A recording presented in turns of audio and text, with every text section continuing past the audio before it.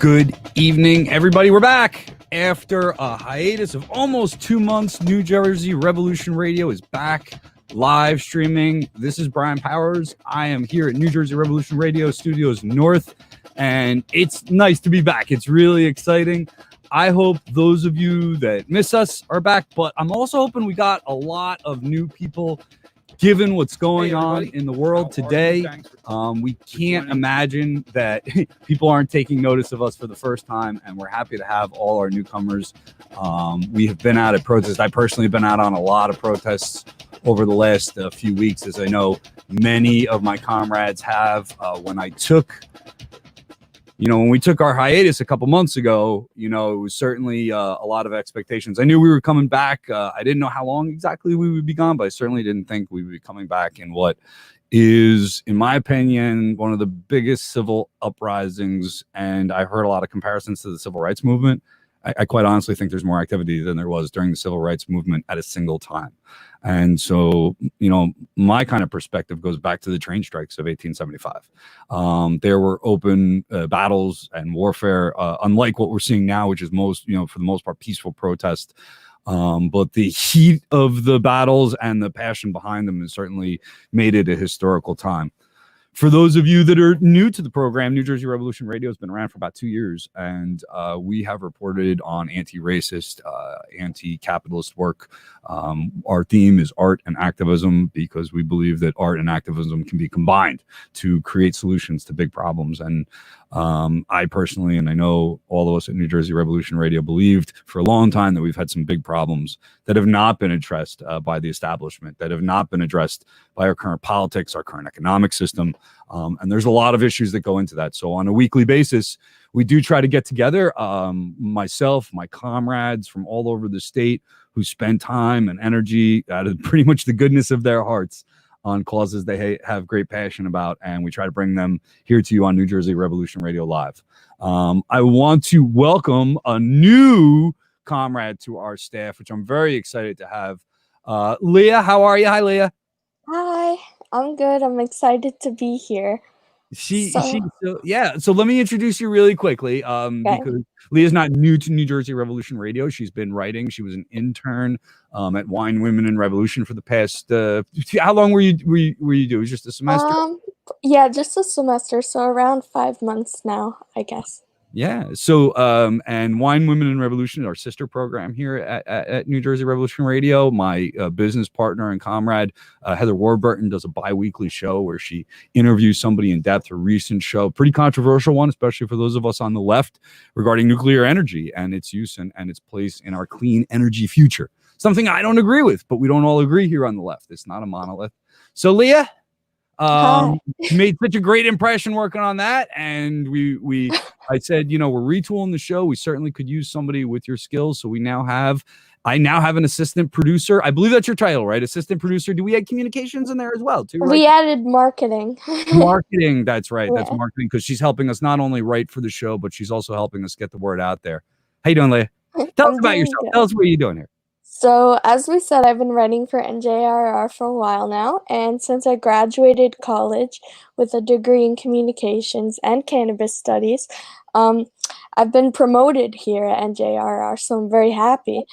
I'm honored and I'm proud to be working here with them, and I like to use my pen and my keyboard for good causes that I believe in. And the revolution's upon us, we have to have solidarity.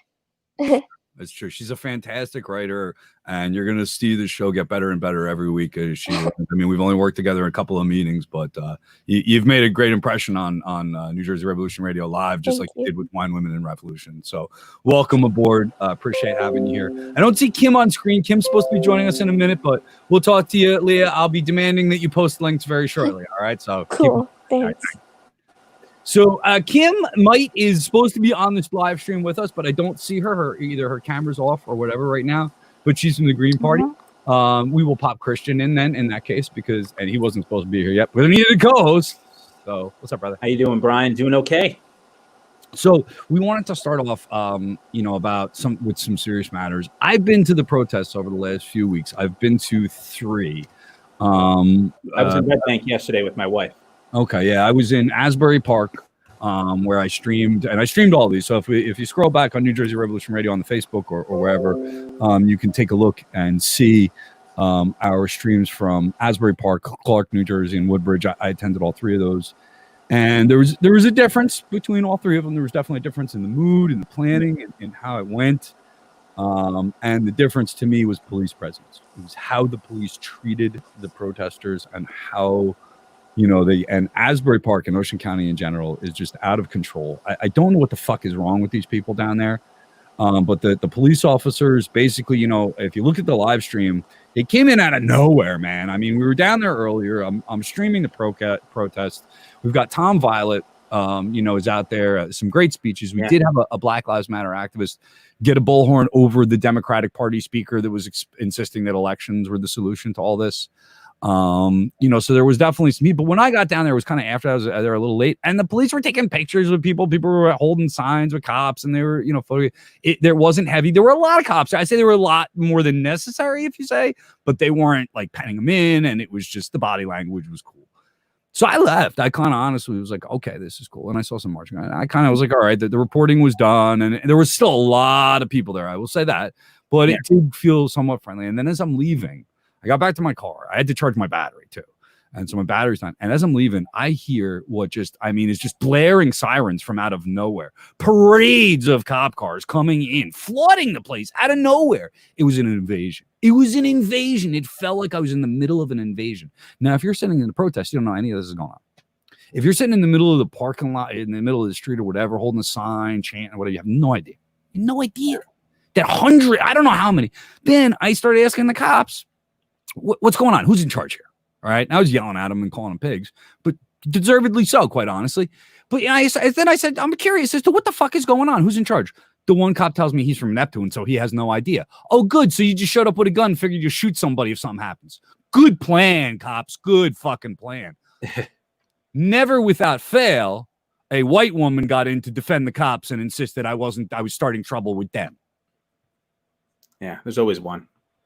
No, there's always that. Unfortunately, there's a lot of them. There's a lot of them. A lot of people that will defend the police when the police not to kill a whole lot of people. Whoever was in front of my street. 38% approval now. So that's that 38% that's just hanging on, right? It's that 38% of America that's never going to get it. That 38% of America that's tacky and ignorant, and we're stuck with them. It's like a family. You can't choose who's here. We're stuck with these people. We can't stick them on a rocket ship and send them to the moon. They're not going anywhere. They're not moving to another country. So we're stuck here with them. I mean, we have to educate them or shout them down or drag them kicking and screaming into civilization. Everything that they think they're doing is what we need to do to them. It will work, and it worked to a degree. She backed me off. I kind of bounced off that line. I said, you know what? I yelled at these cops long enough. Let me see what's going on. And so I started walking essentially around the perimeter of the protest and looking at this police, which were penning them in. They were penning them in. I don't know what their intentions were or whatever. Some of them were getting riot gear on, putting on face shields. And at the end of the stream, if you watch, it's about a 15-minute stream. It's not a very long stream on there. It's called, what did I call it? Pigs, Finding the Pigs. Leah, there you go. Leah's first job is to find the stream and link it up there. Put it on the comments for everybody. The stream where I'm running around yelling at pigs and looking for the head pig. And honestly, at the end of it, I finally find this guy who finally takes accountability. At least walks up to me, starts talking to me. And when I ask him what he's doing, he's like, oh, the cops got guns. That's what cops do. I go, no, but you're penning people in and they don't know what's going on. I got kids. You got kids. There's innocent. I'm pleading with everybody because I figure if they don't know who's in charge, I'm going to be in charge and I'm going to yell at them and tell them not to do anything stupid. Asbury always has families. It's always a community when they come out. I mean, people bring their dogs. Like Asbury's usually a pretty family-oriented rally when they have them. And Red Bank seemed the same way. Red Bank was pretty tame yesterday. It took me forever to get to the place, but it was like I said, it was tame. I was actually surprised by the number of white liberals that are coming out to support these rallies. I don't even call them liberals, just white people coming out. I think that that's a good thing. I tend to be a pessimist, and I tend to think Trump is going to win. So for me, I really don't have the best of faith in society. So to see that many people come out, to see white people coming out with signs, some of which really resonated with me, it made me feel good. It was a little bit uplifting. I felt good leaving that rally yesterday. Yeah. Kim, are you there? Yeah, I am. Can you hear me? Yeah, your camera is off. No, my camera's on. It says that you need to put me on stage. Christian, is her camera on? I don't see her. No, Yeah. I see a black screen. I can No, hear. yeah, There there we you go. Now you are. can see me. Yay! Finally. I love you, Kim, so much. First show back, 2 months. Here's Kim Mike. Yeah. Yes. Poof. So How are you, Kim? So, Kim, and now that you're here, my co-host tonight, my supposed co-host, although Kim now just became a little bit of a but please introduce yourself. I know those of us that have watched New Jersey Revolution Radio Greens that are watching the show right now, they know you are. Yeah, but- my name is Kim Might. Live down here in South Jersey and been part of the Green Party since ever 2016. Nuts. We are here in New Jersey. Sorry. Yeah. So I've been part of the Green Party since 2016.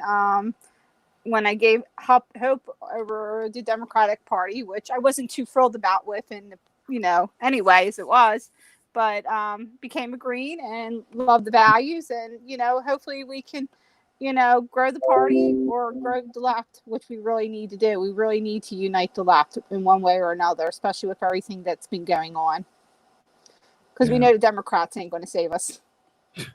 Well, and that gets into a little bit of some of the protests. So I talked about Asbury and the police, and what you had right, and then you have my hometown of Clark, which was another stream that was really honestly like an emotional day for me. I mean, I kind of felt like I had to go. I didn't know what was going to happen. It was very grassroots to begin with. A lot of great moments. I got a lot of great shots, and it was just it was kind of just a weird personal journey for me that day. And I really think it's neat that I got to document it. There were also, there were very tense moments though. And just, the white privilege that goes on in these suburbs is really, I mean, those are the people electing Trump, right? I mean, those are the people that are causing this misery. And yet they live in these insulated communities. And for a community like Clark, to have to face facts about how they've treated black people that drive through their town is not going to happen with one protest. And they've come out repeatedly, and it's already starting to show that. I mean, the mayor of the Clark and Sal Bonacarso, the mayor of Clark, I don't know him personally, but they're not used to this. These small town mayors have been running their little racist island or whatever they got going on for you. Nobody knows that Clark's exists, except for all the black people that have been discriminated against them. So for this to come on their heads, honestly, they don't know what's going on. Like, oh my God, everybody knows thinks I'm a racist. I'm not a racist. I'm a good person. I got the paper out when I was, and the defensiveness, the white privilege is just really shining through. And there you have, in the middle of a Black Lives Matter rally, a guy announcing his candidacy for city council. I'm not even going to say his first name, and what was even worse about his announcement during a white man announcing a city council run during a Black Lives Matter rally, what was even worse was the white people in Clark started chanting his name right afterwards. For the love of Christ, Clark, come on, man, you produced me. What the hell? The first time I had ever heard of Clark, I was a student at Kane University. My best friend Phil got a job at one of the restaurants there, and he's like, I got a job at Clark. I'm like, what the heck is Clark? And he goes, Ku Klux Clark. I'm like, what? And then he proceeded to get pulled over like 2 or 3 times, and he's Portuguese. I was like, damn. I was like, Portuguese counts as black in Clark. I avoided it. I had a coworker that worked there, and I would drop her off occasionally, and then I would get in, drop her off, and then get out, and just head right back on the Parkway. My buddy, he was like, yeah, he's like, don't linger in Clark. They're always looking for trouble. There's like gangs of like meatheads running around. I'm just like, all right, get in, get out, and don't look back.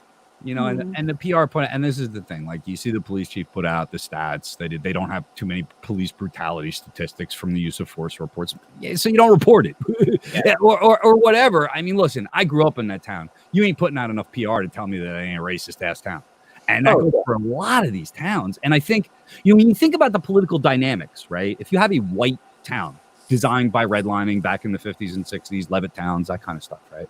If you have that kind of mentality, so you've already created a white island, so to speak, and then you have a political system where the cops get heavily involved. Police are now paid for by the town folk who vote for taxes. Are you going to pull over and harass your own townspeople? Or are you going to pull over, harass people from out of town, get their money because they ain't voting for you, so they don't give a shit? And how do you identify now who's from out of town in a white town? Yeah. Basically, anybody that's not white is now subject to a fine for driving through your town. Yeah. And that's so some of this is like, these leftover of redlining and the segregated nature of our state, which just isn't really addressed at all. It's so segregated. Kim, how about protests for you? I mean, have you been any? Have you seen what has struck you out there? The most one I would say with Franklinville in New Jersey. So I would consider for New Jersey a little bit more of a rural area, mostly a white area. They did have a Black Lives Matter protest out there. And I'm sure everybody's seen the pictures of two guys with the big Trump flag behind them. One was laying on the ground while the other one was mimicking what happened to Floyd with his knee to the other guy's neck. Yeah. And it's gross. It's terrible. They were ousted. They both had been fired from their jobs and everything. But it's a sad thing that this is what has to happen for people like this to be brought up. And you know what, their lives will never be normal again, and you know what, they don't deserve to be normal. When you go show racial hate like that, you shouldn't be, you shouldn't have a job. Your whole life's ruined, and good for them. It's disgusting to even think about. What did they do in their life before this? You can't tell me, oh, they were never racist. What kind of racism have they done before in the past life? And also, I would love to hear, I don't know what's going on in Franklinville, but like you were talking about with political officials, has the mayor made a statement against this? I haven't seen it much other than the releases from FedEx that the guy that worked at FedEx was fired and the guy that worked at the prison. The guy that worked at prisons used to work at a youth facility. Yeah, so how did he screw up those kids' lives? Oh my God, can you imagine? Just imagine. But we do. Jesus. But these are things that when it happens in a town, I think the mayor needs to get out there and put a statement out. And these mayors are not doing it. Well, they are, but they're clumsy as shit half the time. It's hard for them to acknowledge what's going on in their own towns. A couple of years ago, when it really came out, like when the Me Too movement took off and it really came out and they were talking about sexual assaults on colleges. And I remember listening to one of the more prominent activists, and she said, well, where are we going to go? We're going to go to all those schools that say that it's not happening, right? If your school says it's not happening, you're the first school we're going to come to because it happens at your school. Well, we can flip that. And instead of sexual assault, it's racist incidents involving authority figures. Every town that says it doesn't happen, that's where you should go first to see where it's happening. They sweep it under the rug. Same thing happened in Ferguson a couple years ago in Missouri. They had the data, they just didn't do anything with it. So, the question is, what do they know and what are they willing to do about it? And, which community leaders or municipal leaders are going to be held accountable? The demand is to abolish police. And that's not going to happen at a township level, especially in Clark or Asbury Park or any place where they worship the police. And another thing, both Clark and Woodbridge, and I want to get back to Franklin a little bit here. I don't want to look, townspeople, mayors, city council, when you try to co-opt a movement, take the fucking blue stripe off the middle of the street before you run Black Lives Matter march. How ignorant is that? Right there, that tells you it's just a bunch of morons that don't know what they're doing, trying to slap stuff together to look good. So I always said, Franklin, but back to Franklin, I mean, there was an article out there, and I'm going to pull it up, and maybe, actually, if you look at my personal Facebook wall, there's an article written by a former police officer about "I was once a bastard," I think is the title of it. Did anybody else see this article? Somebody had posted that. Yeah. It's I shared it from Heather's wall, and there's honestly, like, I like to grab a little quote when I read these articles and get, to entice people to read when I post on my wall and stuff like that. And there's like probably a dozen to maybe 15 quotes out of this article that will just tear your heart out about the culture that goes into recruiting police. And listen, I went in the military, man. You get brainwashed. It's what they do. It's not, you can't tell me that they don't brainwash police. It's what they do in any kind of military or paramilitary organization. Any authoritarian organization. Yeah. Mm-hmm. And these people are, and you look, so this guy in Franklin, who is no doubt responsible for death. I mean, you can't even imagine that he's got that kind of attitude towards black people. And he's in a youth prison, and he isn't responsible in one way or another for human life being lost. Yeah. And that culture accepts that. That's what the point of that article is, in a lot of ways, that culture. And so when we talk about abolishing the police, my question, and I guess a lot of question to a lot of activists, is how do we get from where we are to actual police abolition, given, you got towns like Clark just worship these people with blue lines and stuff. You got to get on the city councils. At some point you are going to have to vote, right? Really? That's not how they got the Minneapolis Police Department shut down. Yeah, well, let me know when they have a rally that big in Clark. Yeah. Look, I think some municipalities are going to see changes, and that's a good. Change never comes across the board. It's very hard for that to happen. Mhm. You can look at the history of, what's called selective incorporation. It's states, states taking the Bill of Rights. We have a Bill of Rights. We have a list of amendments, but we know that state governments fought the Bill of Rights for years. So we know societies don't modernize all at the same time. So even though a city like Camden might be doing well, relatively speaking, with defunded police, don't hold your breath for it to happen in a place like Clark or a place like Westfield or a place like Rumson. I would not trust that. Mm-mm. Kim, where do we go? Kim, the Green Party. Like, honestly, we were talking a little bit about ballot access and the Green Party. I mean, if we're going to go a political route, if you're going to say, listen, we don't have the means to set every police station on fire in the United States, and I agree with that, at least at that consideration of resources. Let's not set them all on fire. They can be converted into something else. We're just wasting resources at that point. There's raw materials there.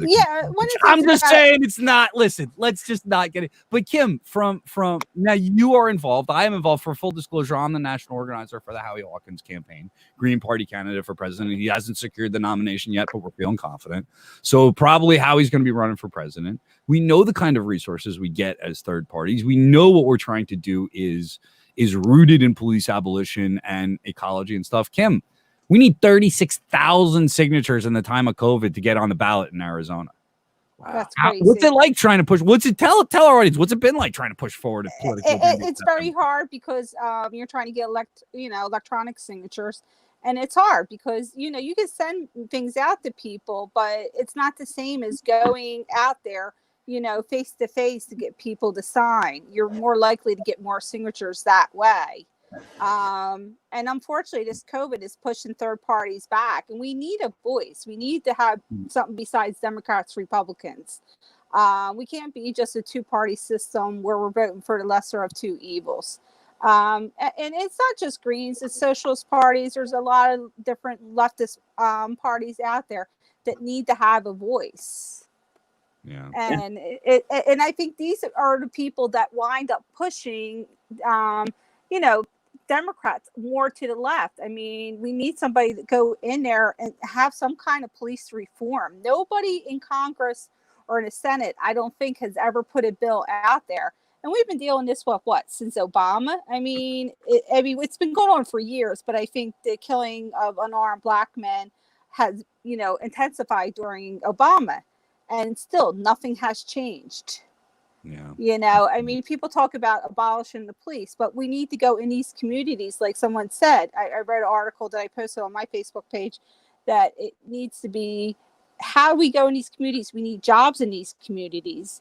We need to be at education in these communities.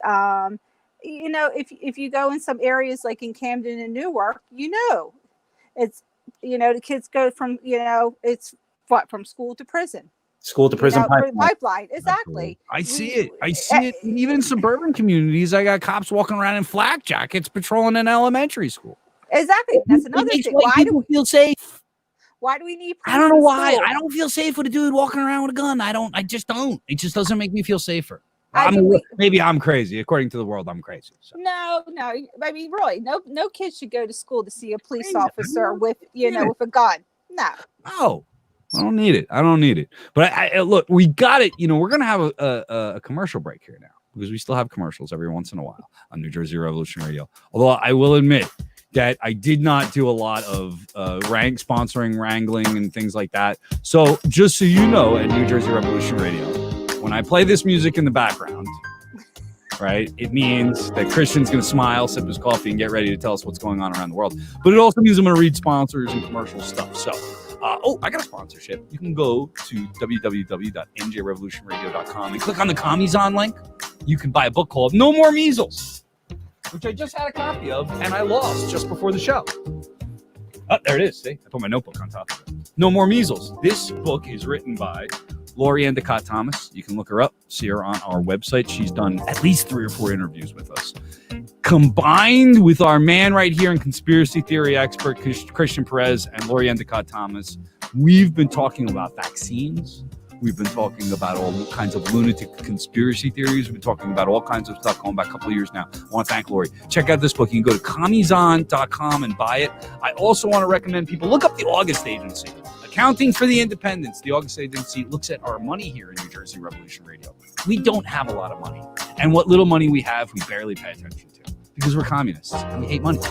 So we have the August Agency. Call them up. Take a look at them online. Google the August Agency. Call up Charlie. Let him know New Jersey Revolution Radio sent you. He'll do your accounting, whether you're an artist, whether you've got an activist group or a small business that you just don't feel like doing the books on. Charlie's your man. So hook it up with them. I want to thank Todd. Reform starts with a grassroots movement. I think that's what we're seeing today, kind of a grassroots movement, but I also think it's getting co-opted. It's kind of, I think it's important that we understand that we're not just involved here in New Jersey or in the United States in a fight against global neoliberalism. We really are involved in this global movement. Going back on New Jersey Revolution Radio archives, I found Christian actually found this great clip of himself. Now, I want to tell everybody that the date on this clip is January 26, 2019. And I want you to think back then, this is way before any of the protests you see in the street. I want you to listen to just a little bit of how prophetic our man Christian Perez is. Let me just pop that up here. And let's take a listen to Christian Perez, our conspiracy theory expert on Conspiracy 101. If you take a look, www.njrevolutionradio.com, go to the little search bar, search Conspiracy Theory 101, cue it up to about 18 minutes and 36 seconds, and you're going to hear this genius predict the future. Conspiracy theories are used by demagogues who often scapegoat powerless communities, right? That's the whole thing. We're going to go after people who don't have power. We're going to go after people who can't fight back. Right? A woman coming across the border with her child without any money and a formal education, she's not a threat to the status quo. She wants to feed her kid and put a roof over her head. She's not some militant from another country trying to impose Stalinism, right? But when these conspiracy theories center on Jewish people, people of color, LGBT people, immigrants, they all they do is they just worsen this environment of fear, and they make racism worse. Anti-Semitism, Islamophobia, xenophobia, homophobia, and all these other forms of prejudice and bigotry and oppression, they all tend to flourish. And we can see what's happening now. Look at what happened in the immediate aftermath of Trump's election. Look at what's going to happen in Brazil. Look at what's already happening in Brazil. 6 months from now, let's ask ourselves about the Black population, the Indian population, the LGBT community in Brazil. Let's revisit what's going on in Brazil, right? We want to talk about actual threats to liberation and power. Let's look at that. We don't want to blame migrants coming from desperate situations. So there you have it. Let's look at Brazil. 6 months from now, let's look at Brazil. That was a year and a half ago. It was a year and a half ago, yeah. So we kind of forgot. Smoke a lot of pot. I mean, it's not okay. I do smoke a lot of weed and things go past you every once in a while. But a year and a half later, let's start. What's going on, comrade? So a year and a half later, a couple months ago, the Amazon was burning, and the president Jair Bolsonaro of Brazil, he blamed that on Leonardo DiCaprio. I don't know if you remember that. That made the news a couple months ago. It wasn't the ranchers that he basically gave the green light to, who were profiting off of the space being burned so that they could feed their cattle. It wasn't that. It was Leonardo DiCaprio. That's the reason the Amazon burned. I mean, to try and understand it, you're going to pull your hair out, but that's how conspiracy theories work. But a year and a half later, I'm sorry? It's just basic science. It really is very simple. 38,543 Brazilians are now dead of the coronavirus. Brazil has the third highest number of deaths globally and the second highest number of cases globally. The black population, I should have looked up the number. I want to say it's over 50%. We're looking at about 54% of the Brazilian population, the largest black population outside of Africa, a country with probably the third largest, or Brazil is probably the country, I think, with the fourth largest population of Africans in the world. There's only 2 or 3 countries on the planet with more black people than Brazil, and they're all in Africa. There are Africans that go to Brazil to learn African dances and rhythms and whatnot. So unfortunately, it is the poorest members of Brazilian society that are affected by COVID-19. Same thing here in the United States. It's the same story, running rampant in poorer communities, running rampant in communities of color. This whole time, President Jair Bolsonaro has referred to COVID-19 as a little flu. He's been downplaying it. He definitely went to the Trump school of presidential leadership. And recently, he started talking about defunding the World Health Organization also. He also, they tried, the government. That sounds familiar. That sounds familiar. I believe Donald Trump did the 2 peas in a pod. Donald Trump was they're trying to defund. Yeah. This guy, he's great minds think alike. It's the same thing. It's the same stuff. I mean, he's perfectly fine to let gay people get killed, black people, the native population. He had said some really racist and horrendous things about the native Brazilian population in the past. And these are the exact same communities getting ravaged by COVID-19. It's the same thing we see here in this country with the reopen protests and the institutional racism and police brutality. Everything that exists here in the United States is happening in Latin America. It's the same song and dance. Interestingly, I love Cosmic Justice. He kicked out a lot of Cuban doctors, which, by the way, Cuba has now been nominated for the Nobel Peace Prize by a French organization because of their work in fighting COVID. What is it with fascist countries refusing healthcare when they need it?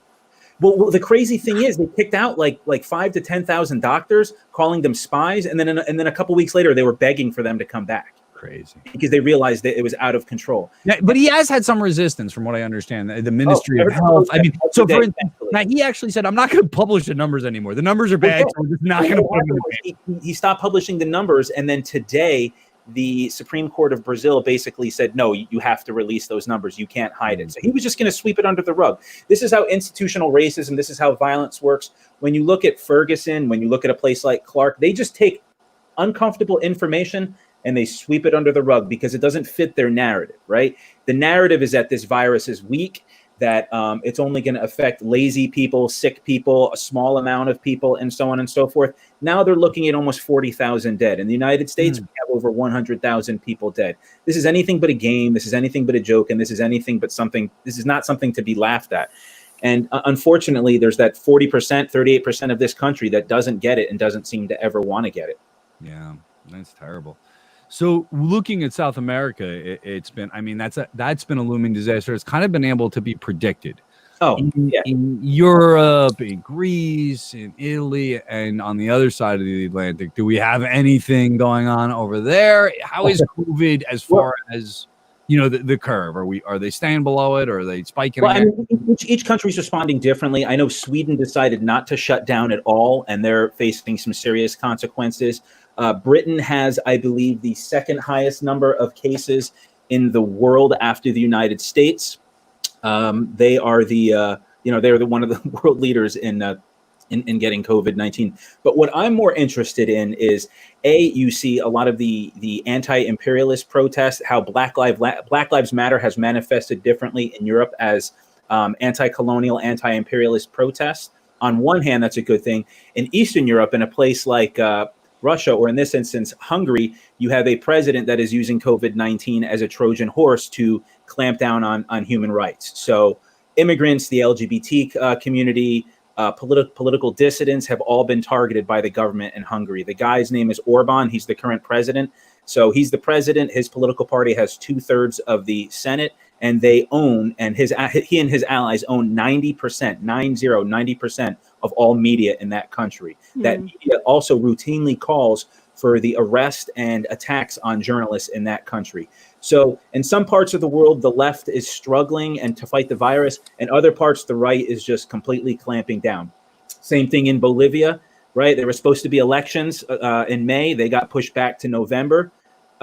Same nonsense. The government the president of Bolivia has passed laws basically saying that police can harm people with impunity. They're not going to face repercussions. There's not going to be any consequences, and people can face prison sentences of up to 10 years for like these really vague crimes that they can charge you with. So on one hand, we see the left, or what passes for the left, or socialistic, quote unquote, authoritarian governments like China, Cuba, doing something to fight it. We see Western democracies slowing to respond, and we see right-wing governments absolutely failing to meet the challenge.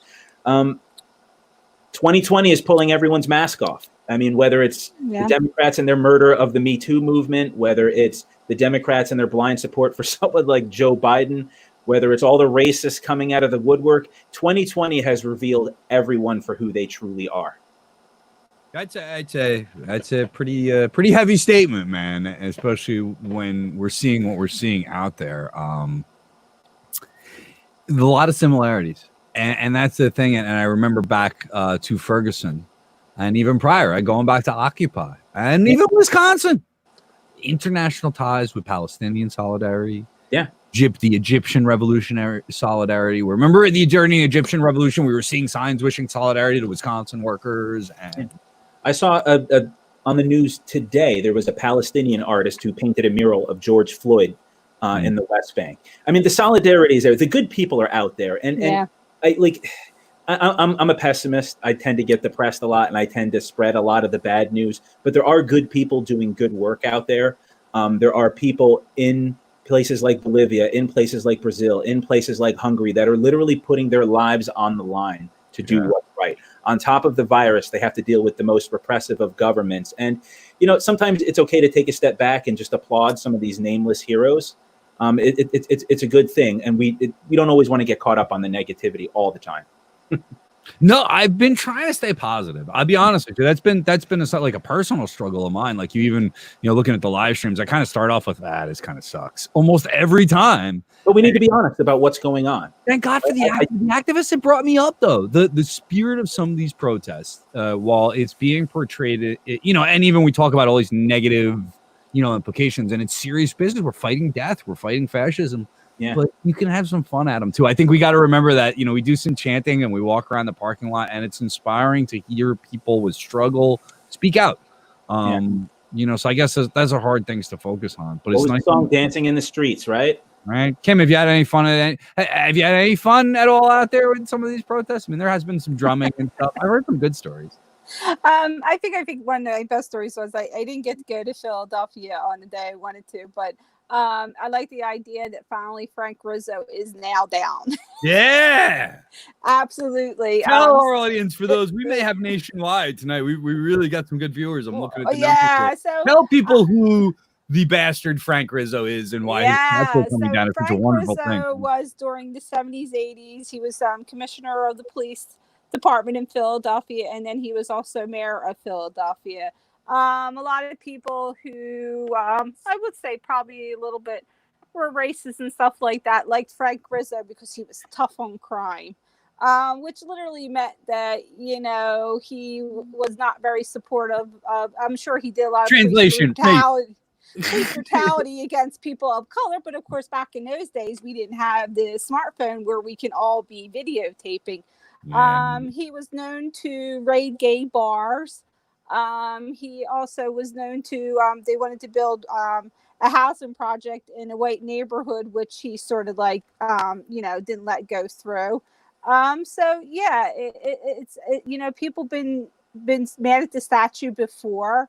The protesters did try to get it down. A rope wasn't going to do it. I think they needed a good probably a chainsaw to take it down or something. But they did paint it, and they finally did remove it. So hopefully it doesn't go back up. And I think we've been seeing it's not with just Frank Rizzo, but there's a couple other statues that have been starting to come down. I have some of I will say family members or acquaintances who say, well, their statues shouldn't come down. That's part of history. And then I say to him, well, Hitler is part of history, but do we want to see his statue up? Right. I don't know about them, but I use books to teach history. Staring at a statue is good, but there's only so much you can learn from just staring at a statue. You know, people crack me up. I mean, you tear down a statue of Hitler in Germany, that doesn't mean we're not going to learn about World War II anymore. It's just these people don't have an argument, so they need to say something. They feel compelled to say something. So it's always the same, just hackneyed, cliched nonsense that, oh, history, we're not getting rid of history. We're making a new world. We're building something new. And that means sweeping away some of the old. I'm in favor of it. No statues for racists. No statues for imperialists. My favorite is Columbus in the river. That's my favorite. You know, I listen. Rizzo is a bastard. He's good that he's dead, but Columbus in the river. The fact that a group of people got together, not only tore down a statue, but carried it to a river and threw it in there. That is exactly where that statue belongs. One person was like, "Let him discover Atlantis now." I hope that his butt is sticking slightly out of the river and that they pierce it with something for Oh example. my God. I mean, really, that would be a more fit. That's the kind of tribute we should be paying to Christopher Columbus, in my opinion. That's more appropriate. It's still a tribute to history in my mind. One of the statues that was torn down in Belgium was of King Leopold II. Now, he was a very... He had a lot of self-respect issues, and his cousins were like the Queen of England and the Kaiser of Germany, and Belgium never had an empire, so he was obsessed with it. And then he ended up forging an empire in Belgium, where they ultimately killed 5 to 8 million people, or half of the Congolese population. That was one of the statues that went down. Anyone interested can pick up the book, King Leopold's Ghost. And there's also a really cool documentary available for free on YouTube, and it's called... have the name here. It's called Congo White King, Red Rubber, Black Death. It's a documentary that came out about 15 years ago. Congo White King, Red Rubber, Black Death. It's available for free on YouTube. So if anyone's interested, they could really find out like why there is this anger and resentment towards King Leopold.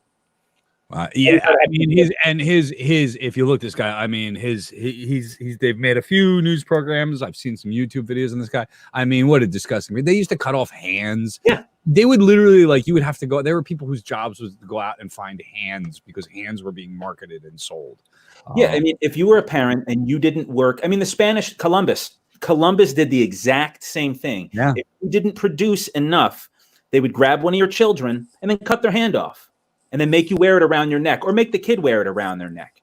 Unbelievable. Right? Like this like it's not 1492 Columbus sailed the ocean blue. That's great when you're 6.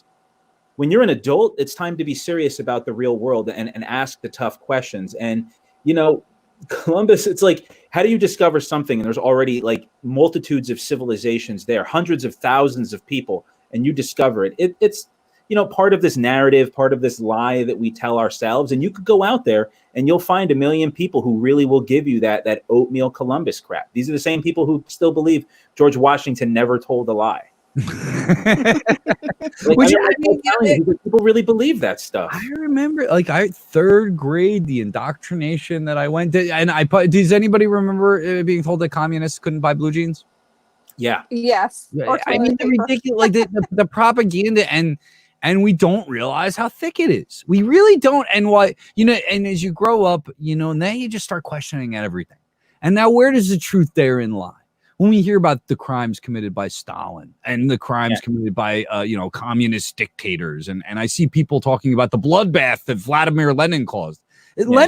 Lenin got rid of a feudal lord family that was enslaving millions of people under a ridiculously bad agricultural system. Lenin had to deal with every major world power invading his country immediately after the First World War. Still, right?